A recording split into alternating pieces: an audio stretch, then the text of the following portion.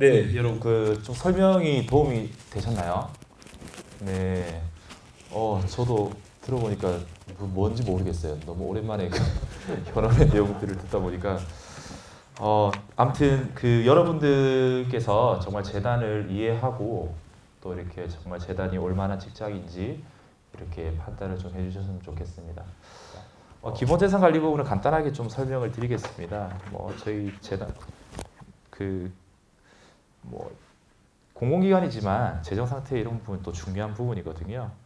재단은 설립 이래로 정부 또 서울시 또 이제 금융기관으로부터 계속해서 이제 출연금을 이제 받고 있습니다. 그래서 출연금을 조성을 하고 있고 현재 약 3월 기준으로 저희가 확인을 해보니 이제 출연금이 한 1조 원 정도 이제 드디어 돌파가 됐어요.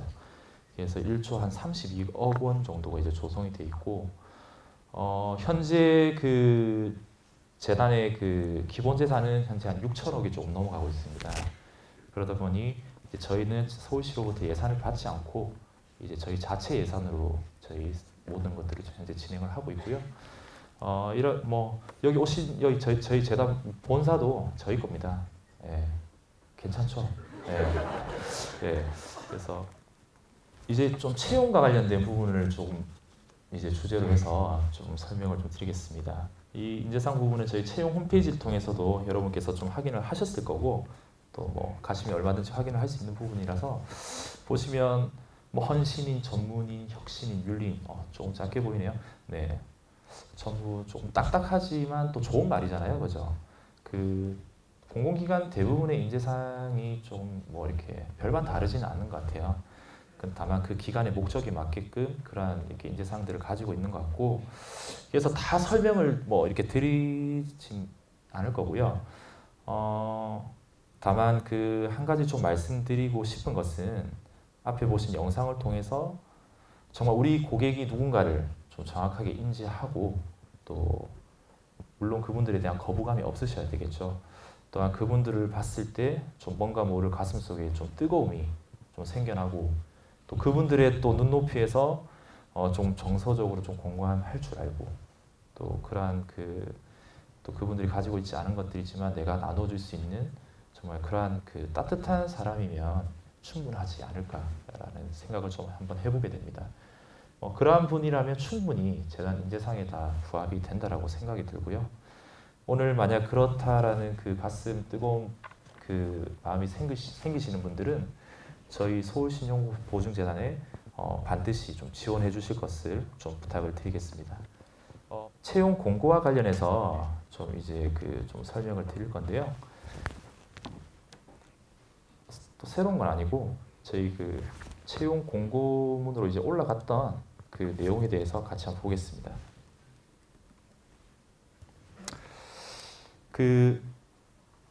기본적인 내용은 아시는 바와 다 동일하고요.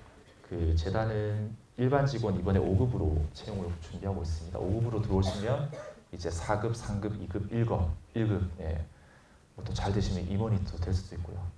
하시는 김에 이사장도 한번 도전을 네, 아무튼 네, 이렇게 직급 체계가 이렇게 좀 나누어져 있다 이렇게 보시면 되실 것 같습니다.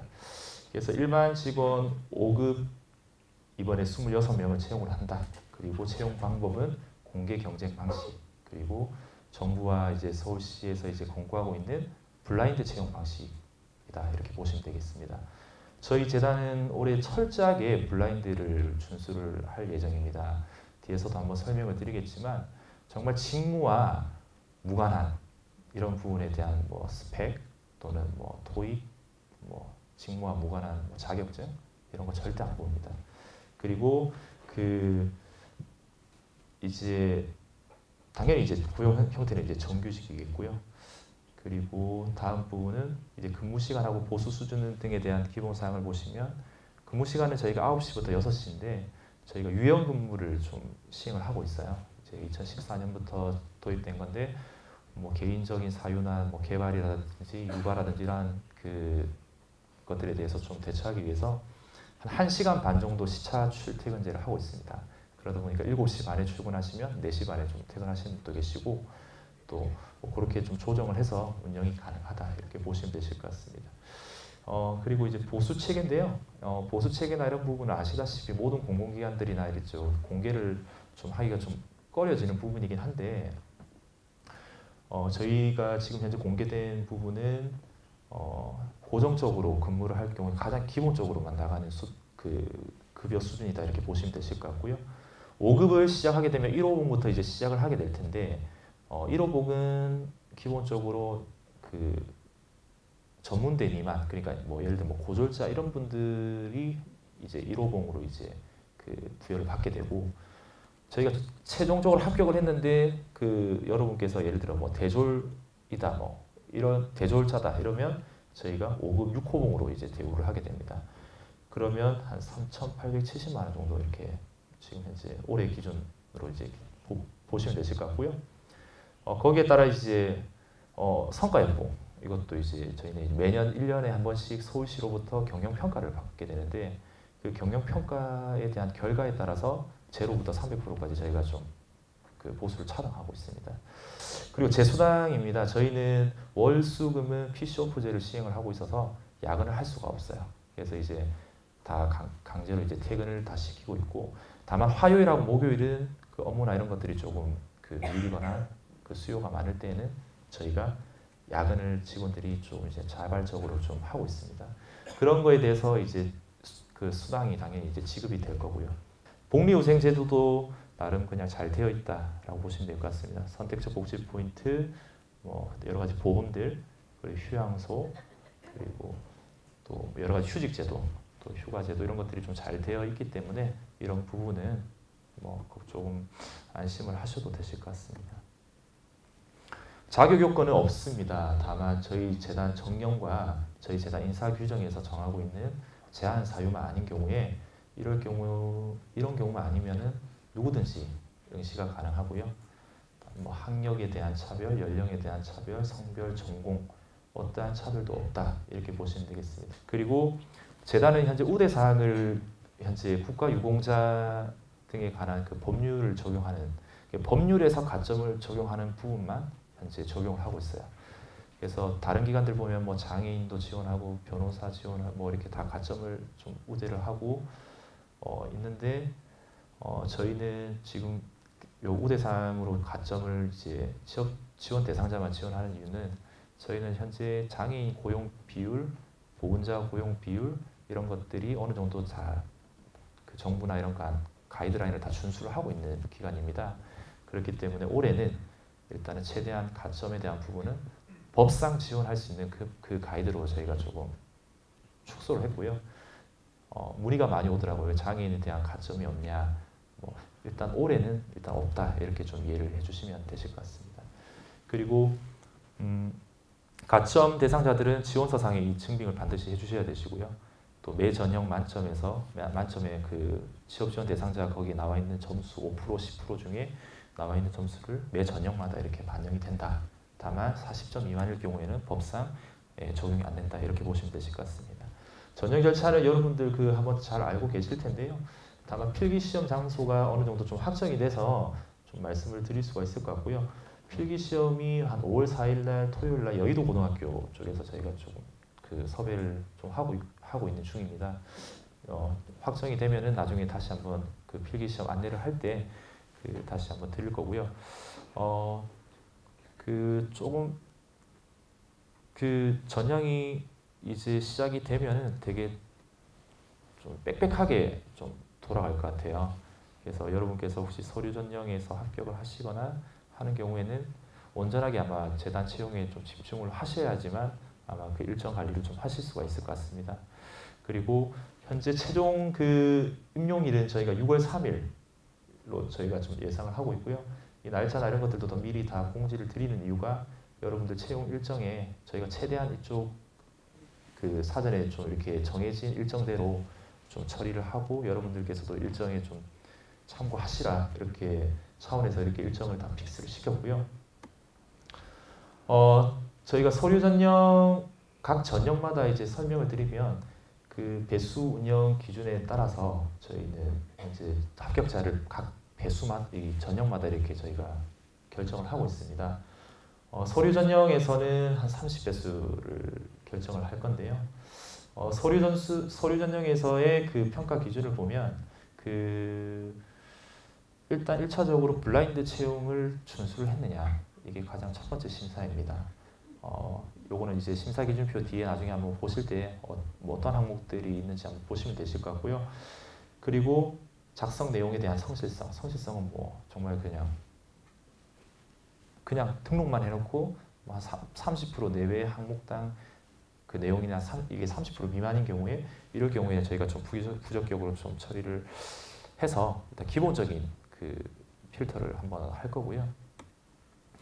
2차 심사는 저희가 그 자기소개서와 그 저희 아시다시피 이번에 약술 약간 논술조로 이제 지원서에 좀 들어간 부분인데, 기존에는 필기시험 때 논술을 좀 봤던 경향이 있는데 왜 그 공준모에 왜 논술을 그 지원서에 넣었냐.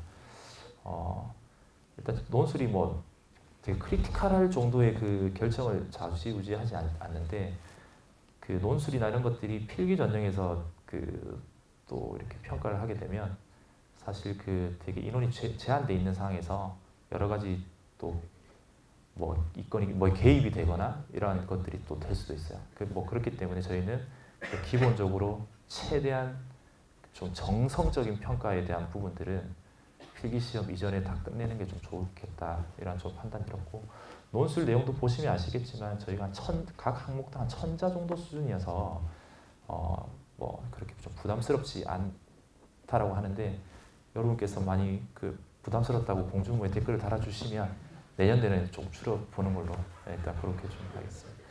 예, 저희가 자기소개서하고 논술은, 자기소개서는 저희 직원들이 다 봅니다. 예, 한 분의 지원자도 빠짐없이 저희 재단은 매년 그걸 다 보고 있고요. 한 10일 정도 지금 현재 계획을 잡고 있는데 그 전부 다 본다 이렇게 보시면 되실 것 같고요. 성실하게 작성을 해주시면 될 것 같습니다. 유의사항은 뭐 내용을 다른 데 기관하고 항목이 비슷한 붙여오시기도 한데 꼭 마지막에는 재단 명이 정확하게 박혔는지 확인을 해주세요. 신용보증기금에 지원하였습니다. 이거 좀 힘들어요. 그러면 그런 부분들 좀 주의해 주시면 좋을 것 같고요. 그리고 논술은 저희 외부 박사급 정도 되시는 분 2분을 모시고 이렇게 좀 논술에 대한 평가도 어느 정도 반영을 해서 적정하게 그 자기소개서와 논술 평가를 진행한다 이렇게 보시면 되실 것 같습니다. 과거에 저희가 논술 평가를 한번 그 서류 전형에서 한번 한 적이 있어요. 그 2013년도에 한번 한 적이 있는데 매년 지원자 수가 2,000명 정도가 넘어가는데 그 해에 지원자 수가 급격하게 좀 줄어들었어요. 거의 한 3분의 1 정도 수준, 한 700명 정도가 줄어들었는데 사실 논술을 좀 넣은 부분은 좀 지원자의 좀 재단에 대한 의지 이런 것도 좀 보고 싶었어요. 왜냐하면은 이게 이게 있다고 했을 때 지원 안 하는 경우도 있을 수가 있잖아요. 그럼 가급적이면 필기시험에 많은 분들이 서류 전형 없이도 평가를 할 수가 있잖아요. 그래서 한 780명 정도 필기시험을 저희가 30배수 하면 잡고 있는데 만약에 지원자 수가 한 뭐 7, 80명이 안 된다 그러면 전체가 다 필기시험 응시를 할 수가 있습니다. 그래서 이러한 좀 차원에서의 뭐 절차다 이렇게 좀 이해를 해주시면 되실 것 같습니다. 필기시험에 대한 그 말씀을 좀 드리겠습니다. 그 5월 4일 예정이고요. 그 기본적으로 1교시에는 NCS 직업기초능력평가 정부에서 지금 현재 하고 있는 여러분들도 많이 문제지를 통해서 많이 그 보시는 부분 이런 부분인데 이 부분에 대해서 가장 기본적으로 이 부분이 사실 50% 이상 가는 거는 조금 바람직하지 않을 것 같아서 저희가 한 40% 정도로 저희가 좀 그 배정을 했고요. 저희 직무기술서에 나와 있는 그 필요한 영역에 대해서 그 각 문항별로 능력별로 어느 정도 좀 적정하게 배정을 해서 출제가 될 예정입니다. 그리고 2교시 때는 NCS 직무수행 능력평가와 통합금융상식에서 각각 30문항씩 60문항이 좀 출제가 될 예정인데요. NCS 직무수행 능력평가는 오늘 설명드린 그 내용 있잖아요. 그리고 또 저희 재단 홈페이지 뭐 사업계획이라든지 또는 이러한 부분에서 충분히 그 소유신용보증재단이 어떠한 직무를 하는지에 대해서 그 기본적인 내용에 대해서 정도의 수준으로 이해를 해주시면 되실 것 같아요. 이 부분에 대해서 좀 이렇게 질의가 메일로도 오고 하는데 결국에는 말씀을 드릴 수 있는 부분은 신용 보증과 자금 지원 그리고 재기 지원, 소상공인 종합 지원 사업을 하기 위한 기본적인 재단에 대한 그 기본적인 지식과 어느 정도 그 뭐 그러한 수준으로 조금 이해를 좀 해주시면 좋을 것 같습니다. 다만 이러한 것들을 하기 위해 필요한 어떠한 그 다른 지식들이 좀 필요할 수가 있잖아요. 이런 부분들까지는 조금 확장이 될 수 있다. 이렇게 봐주시면 되실 것 같고요. 통합금융 상식 부분은 경제, 경영, 민상법 이렇게 좀 각 10문항 정도씩 나오는데 경제는 경제학 원론 수준 예를 들어 뭐 그 요즘 뭐 맨큐도 요즘 아직까지 보는지 모르겠습니다. 아무튼 맨큐는 경제학 원론이라고 좀 할 수는 없죠. 그 경제학 원론 그 수준이라고 하면 약간 미시 거시 뭐 이 정도 기본적인 수준들은 좀 포함이 되고 뭐 계량은 절대 안 들어갈 것 같고요. 그 뭐 화폐금융 정도의 기본적인 지식 정도는 좀 포함이 될 수 있을 것 같습니다. 경영 부분은 경영학 원론 그 또는 이제 그 재무하고 회계 쪽 그 기본적인 기초 이론 정도로 이렇게 포함이 된다 이렇게 보시면 될 것 같고요. 민상법은 아까 설명을 들으셨겠지만 그러한 절차상에서 필요한 그 법률들 있잖아요. 예를 들어 뭐가 있을까요? 그 물권법이라든지 아니면 뭐 채권 그리고 뭐 상행위 뭐 이런 것들 뭐 이러한 것들에 대한 법률적인 기초 지식 이런 것들에 대해서 뭐 포함이 된다 이렇게 이해를 하시면 되실 것 같습니다. 좀 이해가 정리가 좀 되셨나요? 전혀 안 되시는 표정인데 예, 이 부분은 제가 그 정도 수준으로 좀 말씀드릴게요. 왜냐하면 또 다른 평가자들하고 또 형평성도 있기 때문에 더 이상 좀 말씀드릴 부분은 없을 것 같고요. 네, 그리고 이제 필기시험 점수를 통해서 저희가 최종적으로 이제 1차 면접 시험에 그 약 한 111명 정도를 선발을 합니다. 그러면 이분들이 이제 면접을 진행을 하게 될 텐데 이번 면접은 토론 면접과 이제 실무진 면접으로 이제 1차 면접을 진행을 하게 되고 그리고 2차 면접은 이제 임원진 면접으로 이제 최종 면접으로 이렇게 진행이 된다 이렇게 보시면 되실 것 같습니다. 그리고 이제 다만 그 2차 면접을 진행함에 있어서 그 온라인 인성 평가라는 게 이제 기존에 이제 필기에서 보던 거를 이제 온라인으로 평가를 하게 되는데요. 이 부분은 본인이 인터넷을 통해서 본인 인증을 통해서 이렇게 접속을 하셔서 일단 저희가 준비된 그 인성 검사를 해주시면 되실 것 같고 왜냐하면 최종적으로 이제 그 2차 면접이 인성 검사이기 때문에 그때 시행하는 게 적절하다고 판단이 돼서 일단 2차 면접 시험 때 일단 진행을 한다 이렇게 보시면 될 것 같습니다. 온라인 인성평가는 그 5월 15일 정도 수요일 날 본인이 뭐 원하시는 그 인터넷이 되는 장소에서 이렇게 편한 장소에서 이제 실시를 해주시면 되시고요. 그리고 5월 17일 날 금요일 날 최종적인 면접 일정이 있다 이렇게 좀 봐주시면 되실 것 같습니다. 저기 합격자에 보면 다 계속 이제 예비 합격자 이런 부분들 있잖아요. 저희 재단은 그 이제 다 예비 합격자를 각 전형별로 이제 운영을 하게 되는데 그 부분은 조금 뒤에 설명을 한번 드리겠습니다. 최종적으로 이제 수습 임용이 6월 3일에 되면 한 3개월 정도 평가를 좀 진행을 하게 되고 그 OJT를 통해서 이제 그 최종적으로 9월 3일 날 정규 임용을 하게 되는데 끝날 때까지 끝난 게 아닌 것 같죠. 예, 일단 그렇게 이제 진행이 되고 다만 수습 기간 중에 대한 근무는 다 포함이 된다 이렇게 보시면 되실 것 같습니다. 재단은 여러 가지 좀 디테일한 부분에서 좀 신경을 좀 많이 쓰려고 노력을 하고 있습니다. 그 필기 시험 진행 시에 좀 장애인으로 몸이 불편하신 분들에 대해서는 미리 좀 사전에 좀 편의를 좀 요청을 받아서 제공해 드리려고 하고 있고요. 서류나 이런 것들은 뭐 공식적인 저희가 서류를 받는 게 없기 때문에 요거는 나중에 혹시 합격하고 나서 좀 포기를 하거나 이런 분들에 대해서는 저희가 서류를 반환을 하고요. 또 혹시 뭐 채용 전형상의 비리라든지 뭐 이런 것들을 본인이 캐치했다 이런 것들이 발견이 이렇게 좀 있다라고 하면은 저희 클린 신고센터를 통해서 접수를 이렇게 해주셔도 좋을 것 같습니다. 지원서 작성과 관련해서 이제 유의사항은 앞서 말씀드린 대로 그 직무 중심의 공정 채용을 저희는 준수하기 때문에 개인 인적사항, 출신 학교명, 학력, 나이, 출신 지역, 성별, 가족의 직업 뭐 이러한 것들에 대한 내용의 작성을 좀 금지합니다. 그리고 또 예전에는 막 이메일 계정을 쓸 때 본인이 좋은 대학을 나와서 막 쓰는 경우도 있어요. 뭐 코리아 AC.kr 막 YONSEI 이렇게 정말 있었어요. 하지 말라고 해도 저희 하는 경우 바로 탈락입니다. 예, 바로 1차에서 필터할 거고요. 그래서 1차 심사 기준표 반드시 확인을 해주시기 바라겠습니다.